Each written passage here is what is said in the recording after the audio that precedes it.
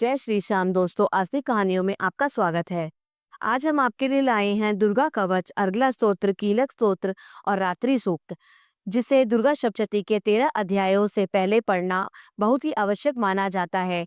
इन सब पाठों के बिना दुर्गा सप्तशती का पाठ व्यर्थ माना जाता है, इसीलिए अवश्य ही इसे नियमित रूप से पढ़ना चाहिए। जय माता की। या देवी सर्वभूतेषु शक्ति रूपेण संस्थिता नमस्तस्यै नमस्तस्यै नमस्तस्यै नमो नमः। सर्वमंगल मांगल्ये शिवे सर्वार्थ साधिके शरण्ये त्र्यंबके गौरी नारायणी नमस्तुते। श्री दुर्गा कवच। ऋषि मार्कंडेय जी ने कहा, हे पितामह, जो साधन संसार में अत्यंत गोपनीय है, जिससे मनुष्य मात्र की रक्षा होती है, वे साधन मुझे बताइए। ब्रह्मा जी ने कहा, हे ब्राह्मण, संपूर्ण प्राणियों का कल्याण करने वाला देवों का कवच अत्यंत गोपनीय है। हे महामुने, उसे सुनिए। दुर्गा की 9 शक्तियां, पहली शक्ति का नाम शैलपुत्री, दूसरी का ब्रह्मचारिणी, तीसरी चंद्रघंटा, चौथी कुष्मांडा, पांचवी स्कंद माता, छठी कात्यायनी माता, सातवीं कालरात्रि माता, आठवीं महागौरी और 9वीं सिद्धिदात्री। ये नवदुर्गा कही गई हैं। जो मनुष्य अग्नि में जल रहा हो, युद्ध भूमि में शत्रुओं से गिर गया हो, अत्यंत कठिन विपत्ति में फंस गया हो, वह यदि भगवती दुर्गा की शरण का सहारा ले ले तो इसका कभी युद्ध या संकट में कोई कुछ बिगाड़ नहीं सकता। उसे कोई विपत्ति घेर नहीं सकती, ना उसे शोक दुख तथा भय की प्राप्ति ही हो सकती है। जो लोग भक्ति पूर्वक भगवती का स्मरण करते हैं, उनका अभ्युदय होता रहता है। हे भगवती, जो लोग तुम्हारा स्मरण करते हैं, निश्चय ही तुम उनकी रक्षा करती हो। प्रथम चामुंडा देवी प्रेत के वाहन पर निवास करती हैं। बाराई महिष के आसन पर रहती हैं। इंद्री का वाहन ऐरावत हाथी है। वैष्णवी का वाहन गरुड़ है। माहेश्वरी बैल के वाहन पर तथा कुमारी मोर के आसन पर विराजमान है। श्री विष्णु पत्नी भगवती के हाथों में कमल है तथा वे कमल के आसन पर निवास करती हैं। श्वेत वर्ण वाली ईश्वरी वृष बैल पर सवार है। भगवती ब्रह्मांडी संपूर्ण आभूषणों से युक्त हैं तथा वे हंसासन पर विराजमान रहती हैं। अनेक आभूषण तथा रत्नों से दैदीप्यमान उपयुक्त सभी देवियां सब योग शक्तियों से युक्त हैं। इनके अतिरिक्त और भी देवियां हैं जो दैत्यों के विनाश के लिए, भक्तों की रक्षा के लिए क्रोध युक्त होकर रथ में सवार रहती हैं। इनके हाथों में शंख, चक्र, गदा, शक्ति, हल, मूसल, खेटक, तोमर, परशुपाश, भाला, त्रिशूल, उत्तम शाड़क, धनुष आदि अस्त्र शस्त्र हैं, जिससे देवताओं की रक्षा होती है। तथा देवी जिन्हें दैत्यों की देह नाश तथा भक्तों के मन से भय नाश के लिए धारण करती हैं। महाभय का विनाश करने वाली, महान बल, महाघोर क्रम तथा महान उत्साह से सुसंपन्न, हे महारौद्री, तुम्हें नमस्कार है। हे शत्रुओं का भय बढ़ाने वाली देवी, तुम्हें रक्षा करो। दुर्गम तेज के कारण मैं तुम्हारी ओर देख नहीं सकता। ऐन्द्री शक्ति पूर्व दिशा में मेरी रक्षा करे। अग्नि देवता की अग्निय शक्ति अग्निकोण में हमारी रक्षा करे। वाराही शक्ति दक्षिण दिशा में, खड़गधारिणी नैऋत्य कोण में, वारुणी शक्ति पश्चिम दिशा में तथा मृग के ऊपर सवार रहने वाली शक्ति वायव्य कोण में हमारी रक्षा करे। भगवान कार्तिकेय की शक्ति कुमारी उत्तर दिशा में, शूल धारण करने वाली ईश्वरी शक्ति ईशान कोण में, ब्रह्माणी ऊपर तथा वैष्णवी शक्ति नीचे हमारी रक्षा करें। इसी प्रकार से शव के ऊपर विराजमान चामुंडा देवी दसों दिशा में हमारी रक्षा करे। आगे जया, पीछे विजया हमारी रक्षा करे। बाएं भाग में अजीता, दाहिने हाथ में उपराजिता, शिखा में उद्योतिनी, सिर में उमा नियम पूर्वक हमारी रक्षा करें। ललाट में मालाधरी, दोनों भ्रू में यशस्विनी, भ्रू के मध्य में त्रिनेत्रा तथा नासिका में यम घंटा हमारी रक्षा करें। दोनों नेत्रों के बीच में षडखनी, दोनों कान के मध्य में द्वारवासिनी, कपाल में कालिका, कर्ण के मूल भाग में शांकरी देवी हमारी रक्षा करे। नासिका के बीच का भाग स्कंधा, ओष्ठ में चर्चिका, अधर में अमृतकला, जिह्वा में सरस्वती हमारी रक्षा करे। कुमारी दांतों की चंडिका, कंठ प्रदेश की चित्रघंटा, गले की तथा महामाया तालु की रक्षा करे।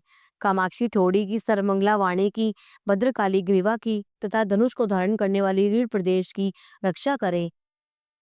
कंठ से बाहर नीलग्रीवा और कंठ की नली में नलकुवरी, दोनों कंधों की खड्गिनी तथा वज्र को धारण करने वाली दोनों बाहु की रक्षा करे। दोनों हाथ में दंड को धारण करने वाली तथा अंबिका अंगुलियों में हमारी रक्षा करे। शूलेश्वरी नखों की तथा कोलेश्वरी कुक्षी प्रदेश में स्थित होकर हमारी रक्षा करे। महादेवी दोनों स्तन की, शोक के नाश करने वाली मन की रक्षा करे। ललिता देवी हृदय में तथा त्रिशूल धारिणी उत्तर प्रदेश में स्थित होकर हमारी रक्षा करे।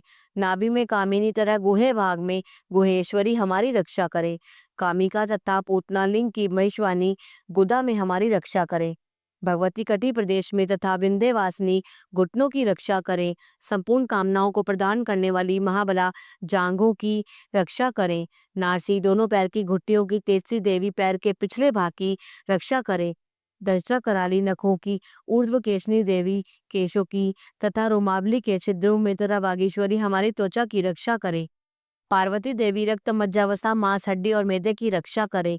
काल रात्रि आंतों की तथा मुकुटेश्वरी पित्त की रक्षा करे। पद्मावती सहस्र दल कमल में चूड़ामणि कफ में ज्वालामुखी नखराशि में उत्पन्न तेज की तथा अमेध्या सभी संधियों की रक्षा करे। ब्रह्माणी शुक्र की छत्रेश्वरी छाया की धर्म को धारण करने वाली हमारे अहंकार मन तथा बुद्धि की रक्षा करे।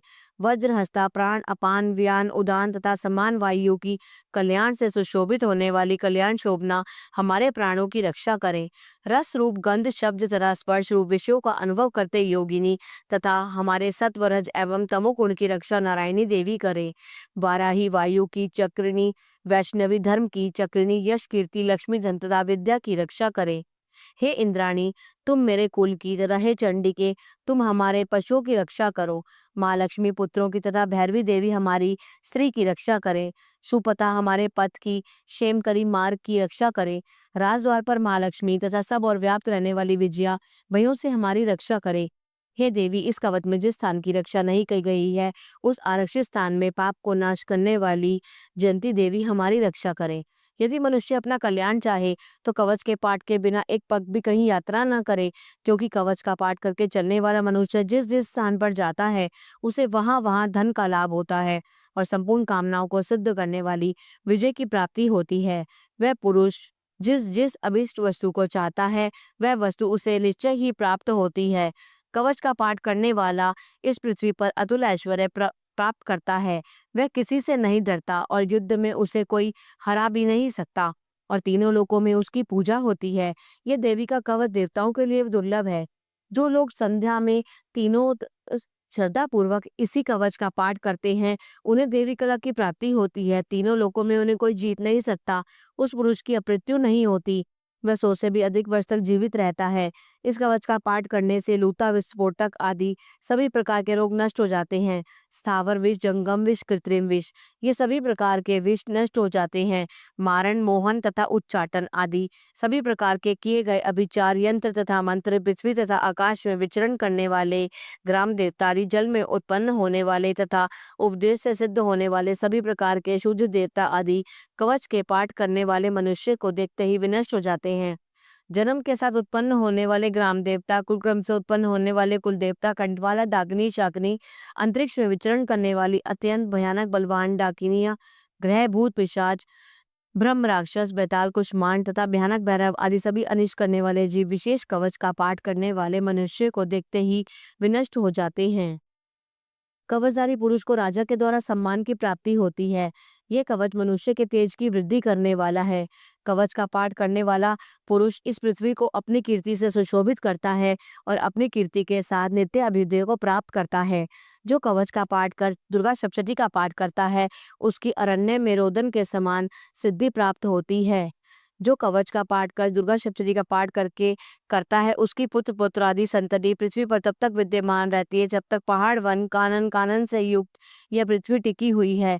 कवच का पाठ कर दुर्गा सप्तशती का पाठ करने वाला मनुष्य मरने के बाद महामाया की कृपा से देवताओं के लिए जो अत्यंत दुर्लभ स्थान है उसे प्राप्त कर लेता है और उत्तम रूप प्राप्त कर शिव जी के साथ आनंद पूर्वक निवास करता है। इति वारा पुराणे हरिहर ब्रह्म विरचितम देवन्या कवचम समाप्तम। जय माता की। अगला स्तोत्र मार्कंडे जी कहते हैं, ओम जयंती मंगला काली भद्रकाली कपालिनी दुर्गा क्षमा शिवा धात्री स्वाहा स्वधा मां नमस्तुते। इन नामों से प्रसिद्ध जगदम्बिके तुम्हें मेरा नमस्कार हो। देवी चामुंडे तुम्हारी जय हो। संपूर्ण प्राणियों की पीड़ा हरने वाली देवी तुम्हारी जय हो। सब में व्याप्त रहने वाली देवी तुम्हारी जय हो। कालरात्रि तुम्हें मेरा नमस्कार हो। मधु और कैटब को मारने वाली तथा ब्रह्मा जी को वरदान देने वाली देवी तुम्हें नमस्कार है। तुम मुझे रूप दो, जय दो, यश दो और मेरे काम क्रोध आदि शत्रु का नाश करो। महिषासुर का नाश करने वाली तथा भक्तों को सुख देने वाली देवी तुम्हें नमस्कार है। तुम रूप दो, जय दो, यश दो और काम क्रोध आदि शत्रु का नाश करो। रक्त बीज का वध और चंड मुंड का विनाश करने वाली देवी, तुम रूप दो, जय दो, यश दो और काम क्रोध आदि शत्रुओं का नाश करो। शुभ और निशुंभ तथा धूम्रलोचन का मर्दन करने वाली देवी, तुम रूप दो, जय दो, यश दो और मेरे काम क्रोध आदि शत्रुओं का नाश करो। सबके द्वारा वंदित युगल चरणों वाली तथा संपूर्ण सौभाग्य प्रदान करने वाली देवी, तुम रूप दो, जय दो, यश दो और काम क्रोध आदि शत्रुओं का नाश करो। देवी, तुम्हारे रूप और चरित्र अचिंत्य हैं, तुम समस्त शत्रु का नाश करने वाली हो। रूप दो, जय दो, यश दो और काम क्रोध आदि शत्रुओं का नाश करो। पापों को दूर करने वाली चंडिके, जो भक्ति पूर्वक तुम्हारे चरणों में सर्वदा मस्तक झुकाते हैं, उन्हें रूप दो, जय दो, यश दो और उनके काम क्रोध आदि शत्रुओं का नाश करो। रोगों का नाश करने वाली चंडिके, जो भक्ति पूर्वक तुम्हारी स्तुति करते हैं, उन्हें रूप दो, जय दो, यश दो और उनके काम क्रोध आदि शत्रुओं का नाश करो। चंडिके, इस संसार में जो भक्ति पूर्वक तुम्हारी पूजा करते हैं, उन्हें रूप दो, जय दो, यश दो और उनके काम क्रोध आदि शत्रुओं का नाश करो। मुझे सौभाग्य और आरोग्य दो, परम सुख दो, रूप दो, जय दो, यश दो और मेरे काम क्रोध आदि शत्रुओं का नाश करो। जो मुझसे द्वेष रखते हो, उनका नाश और मेरे बल की वृद्धि करो। रूप दो, जय दो, यश दो और मेरे काम क्रोध आदि शत्रुओं का नाश करो। देवी, मेरा कल्याण करो, मुझे उत्तम संपत्ति प्रदान करो। रूप दो, जय दो, यश दो और मेरे काम क्रोध आदि शत्रुओं का नाश करो। अंबिके, देवता और असुर दोनों ही अपने माथे की मुकुट की मणियों को तुम्हारे चरणों पर घिसते रहते हैं। तुम रूप दो, जय दो, यश दो और काम क्रोध आदि शत्रुओं का नाश करो। तुम अपने भक्तजनों को विद्वान, यशस्वी, लक्ष्मीवान बनाओ तथा रूप दो, जय दो, यश दो और उसके काम क्रोध आदि शत्रुओं का नाश करो। प्रचंड दैत्यों के दर्प का दलन करने वाली चंडिके, जो मुझ शरणागत को रूप दो, जय दो, यश दो और मेरे काम क्रोधाई शत्रु का नाश करो। चतुर्मुख ब्रह्मा जी के द्वारा प्रशंसित चार भुजाधारिणी परमेश्वरी, तुम रूप दो, जय दो, यश दो और मेरे काम क्रोधादि शत्रु का नाश करो। देवी अंबिके, भगवान विष्णु नित्य निरंतर भक्ति पूर्वक आपकी स्तुति करते रहते हैं।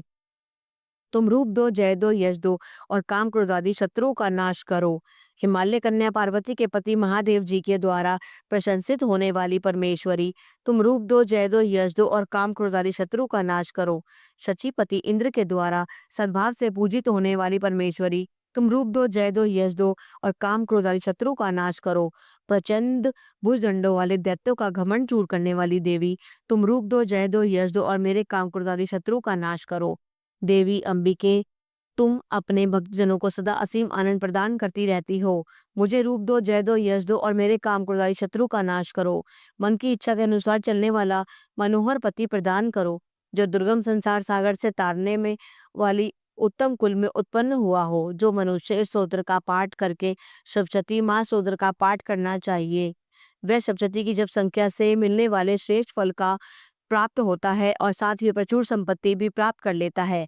अगला स्तोत्र संपूर्णम। कीलक स्तोत्र। ओम चंडिका देवी को नमस्कार है। ऋषि मार्कंडेय जी कहते हैं, विशुद्ध ज्ञानी जिनका शरीर है, तीनों वेद जी जिनको तीन दिव्य नेत्र हैं, जो कल्याण प्राप्ति के हेतु हैं तथा अपने मस्तक पर अर्धचंद्र का मुकुट धारण करते हुए हैं, उन भगवान शिव को नमस्कार है। मंत्रों का जो अभिकीलक है, वह मंत्रों की सिद्धि में विघ्न उपस्थित करने वाले शाप रूपी कीलक का जो निवारण करने वाला है। उस सप्तशती स्तोत्र को संपूर्ण रूप से जानना चाहिए। यद्यपि सप्तशती के अतिरिक्त अन्य मंत्रों के जप में भी जो नित्य निरंतर लगा रहता है, वह भी कल्याण का भागी ही होता है। उसके भी उच्चाटन आदि कर्म सिद्ध होते हैं और उसे भी समस्त दुर्लभ वस्तु की प्राप्ति हो जाती है। तथापि जो अन्य मंत्रों का जप न करके केवल इस सप्तशती नामक स्तोत्र से ही देवी की स्तुति करते हैं, उन स्तुति मात्र से ही सच्चिदानंद स्वरूपिणी देवी सिद्ध हो जाती हैं। उन्हें अपने कार्य की सिद्धि के लिए मंत्र, औषधि तथा अन्य किसी साधन के उपयोग की आवश्यकता नहीं रहती। बिना जप के ही उनके उच्चाटन आदि समस्त अभिचारिक कर्म सिद्ध हो जाते हैं। इतना ही नहीं, उनकी संपूर्ण अभीष्ट वस्तुएं भी सिद्ध होती हैं। लोगों के मन में शंका थी कि जब केवल सप्तशती की उपासना से अथवा सप्तशती को छोड़कर अन्य मंत्रों की उपासना से भी समान रूप से सब कार्य सिद्ध होते हैं, तब इनमें श्रेष्ठ कौन सा साधन है। जो लोगों की शंका को सामने रखकर भगवान शंकर ने अपने पास आए हुए जिज्ञासुओं को समझाया कि यह सप्तशती नामक संपूर्ण स्तोत्र ही सर्वश्रेष्ठ एवं कल्याणमय है। तदनंतर भगवती चंडिका के सप्तशती नामक स्तोत्र को महादेव जी ने गुप्त कर दिया। सप्तशती के पाठ से जो पुण्य प्राप्त होता है, उसकी कभी समाप्ति नहीं होती, किंतु अन्य मंत्रों की जब जन्य पुण्य की समाप्ति हो जाती है। अतः भगवान शिव ने अन्य मंत्रों की अपेक्षा जो सप्तशती की श्रेष्ठता का निर्णय किया है, उसे यथार्थ ही जानना चाहिए। अन्य मंत्रों का जप करने वाला पुरुष भी यदि सप्तशती के स्तोत्र और जप का अनुष्ठान कर ले तो वह भी पूर्ण रूप से कल्याण का भागी होता है। इसमें तनिक भी संदेह नहीं है। जो साधक कृष्ण पक्ष की चतुर्दशी अथवा अष्टमी को एकाग्रचित होकर भगवती की सेवा में अपना सर्वस्व समर्पित कर देता है और फिर उसे प्रसाद रूप से ग्रहण करता है, उसी पर भगवती प्रसन्न होती हैं, अन्यथा उनकी प्रसन्नता नहीं प्राप्त होती। इस प्रकार सिद्धि के प्रतिबंधक रूप कील के द्वारा महादेव जी ने इस स्तोत्र को कीलित कर रखा है। जो पूर्वोक्त रीति से निष्कीलन करके इस सप्तशती स्तोत्र का प्रतिदिन स्पष्ट उच्चारण पूर्वक पाठ करता है वह मनुष्य सिद्ध हो जाता है। वह देवी का पार्षद होता है और वही गंधर्व भी होता है। सर्वत्र विचरते रहने पर भी इस संसार में उसे कहीं भय नहीं होता। वह अपमृत्यु के वश में नहीं पड़ता तथा देह त्यागने के अनंतर मोक्ष प्राप्त कर लेता है। अतः कीलन को जानकर उसका परिहार करके ही सप्तशती का पाठ आरंभ करे। जो ऐसा नहीं करता उसका हित नहीं हो पाता। यहाँ कीलक और निष्कीलन की ज्ञान की अनिवार्यता बताने के लिए ही हित न होना कहा है। वास्तव में किसी भी प्रकार देवी का पाठ करे उसे तो लाभ ही होता है। ये बात वचनांतरों से सिद्ध है। इसीलिए कीलक और निष्कीलन का ज्ञान प्राप्त करने पर ही यह स्तोत्र निर्दोष होता है और विद्वान पुरुष इस निर्दोष स्तोत्र का ही पाठ आरंभ करते हैं। स्त्रियों में जो कुछ भी सौभाग्य आदि दृष्टिगोचर होता है वह सब देवी के प्रसाद का ही फल है। अतः इस कल्याणमय स्तोत्र का सदा जप करना चाहिए। इस स्तोत्र का मन स्वर से पाठ करने पर स्वर फल की प्राप्ति होती है और उच्च स्वर से पाठ करने पर पूर्ण फल की प्राप्ति होती है। अतः उच्च स्वर से ही इसका पाठ आरंभ करना चाहिए। जिनके प्रसाद से ऐश्वर्य, सौभाग्य, आरोग्य, संपत्ति, शत्रुनाश तथा परम मोक्ष की भी सिद्धि होती है, उस कल्याणमयी जगदम्बा की स्तुति मनुष्य क्यों नहीं करते, अर्थात अवश्य करनी चाहिए। जय माता की। रात्रि सूक्त। महतत्वादी रूप व्यापक इंद्रियों से सब देशों में समस्त वस्तुओं को प्रकाशित करने वाली रात्रि रूपा देवी अपने उत्पन्न किए हुए जगत के जीवों के शुभाशुभ कर्मों को विशेष रूप से देखती है और उनके अनुरूप फल की व्यवस्था करने के लिए समस्त विभूतियों को धारण करती है। ये देवी अमर है और संपूर्ण विश्व को नीचे फैलने वाली लता आदि को तथा ऊपर बढ़ने वाले वृक्षों को भी व्याप्त करके स्थित है। इतना ही नहीं, ये ज्ञानमयी ज्योति से जीवों को अज्ञान अंधकार का नाश कर देती है। पराचित शक्ति स्वरूप रात्रि देवी आकर अपनी बहन ब्रह्म विद्यामयी उषा देवी को भी प्रकट करती हैं, जिससे अविद्यामय अंधकार स्वतः नष्ट हो जाता है। वे रात्रि देवी इस समय मुझ पर प्रसन्न हो, जिनके आने से हम लोग अपने घरों में सुख से सोते हैं, ठीक वैसे ही जैसे रात्रि के समय पक्षी अपने बनाए हुए घोंसलों में सुखपूर्वक शयन करते हैं। उस करुणामयी रात्रि देवी के अंक में संपूर्ण ग्रामवासी मनुष्य, पैरों से चलने वाले गाय, घोड़े आदि पशु, पंखों से उड़ने वाले पक्षी एवं पतंग आदि, किसी प्रयोजन से यात्रा करने वाले पथिक तथा बाज आदि भी सुखपूर्वक सोते हैं। हे रात्रिमय चित्त शक्ति, तुम कृपा करके वासनामयी वृक्की तथा परा पापमय वृक्क को हमसे अलग करो। काम आदि तस्कर समुदाय को भी दूर हटाओ। तदनंतर हमारे लिए सुखपूर्वक तरने योग्य हो जाओ, मोक्षदायिनी एवं कल्याणकारिणी बन जाओ। हे उषा, हे रात्रि की अधिष्ठात्री देवी, सब और फैला हुआ यह ज्ञानमय काला अंधकार मेरे निकट आ पहुंचा है। तुम इसे ऋण की भांति दूर करो। जैसे धन देकर अपने विद्वानों को ऋण देकर दूर करती हो, उसी प्रकार ज्ञान देकर इस अज्ञान को भी हटा दो। हे रात्रि देवी, तुम दूध देने वाली गऊ के समान हो। मैं तुम्हारे समीप आकर स्तुति आदि से तुम्हें अपने अनुकूल करता हूँ। परम व्योम स्वरूप परमात्मा की पुत्री, तुम्हारी कृपा से मैं काम आदि शत्रुओं को जीत चुका हूँ। तुम स्तोम की भांति मेरे इस भविष्य को भी ग्रहण कीजिए। जय माता की। अगर आपको ये अध्याय पसंद आए तो कृपया करके लाइक कीजिए, शेयर कीजिए, सब्सक्राइब कीजिए और आगे के 13 अध्याय अगले अंक में आपको सुनने के लिए मिल जाएंगे। जय श्री श्याम।